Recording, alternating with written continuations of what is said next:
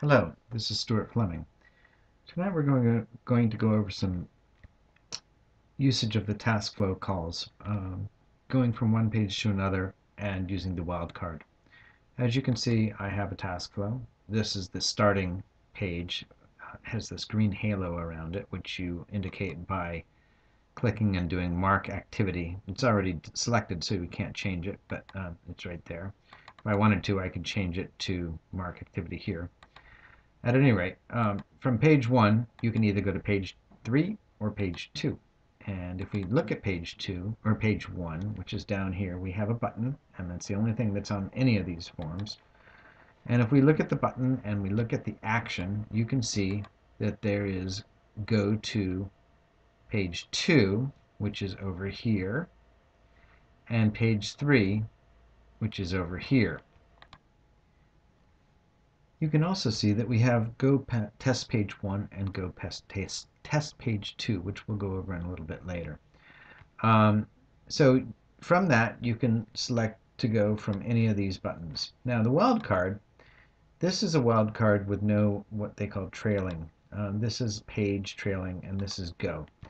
And basically, a button or a wildcard that has a star can be read from any page. So, for example, if we go back to page 1 and we go to the button, we can see on the action that we have go to test page 1.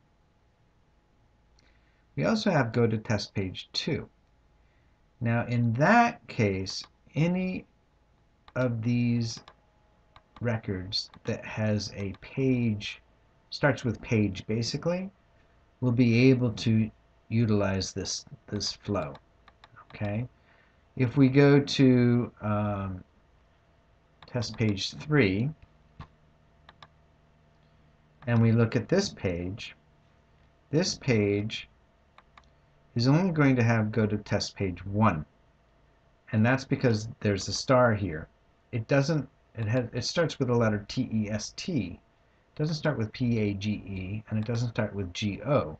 So that's why if we look at the button here, it can only go to this one page. Now if we change this to test star, and we go to this button again, and now we look at it, you can see that it says go to test page 3. And the reason is that this page starts with the letter T-E-S-T. So that's how you use a wildcard. Any letters, if we change this to, let's say, store, okay, and then we go to a page 1 again, previously we could see that go to test page, we could see this command. But if we go to page 1 now, and we click on the button, because it now begins with store, we cannot see go to test page 2. It's relatively simple, actually. Just when you first look at it, you wouldn't make any sense of it. So, to summarize, this can be accessed by any button from any page because it has the star. This one, go to test page 2, can only be accessed with flows that begin with the letter store. So if we say store, S-T-O-R-E, and then we open that one, and we go to this button, you can see that we have go to test page 2 and go to test page 1. This begins with test, and we can't read it because this begins with store. This one cannot be accessed by any page because we don't have any, well, actually it could be accessed by this page, I believe.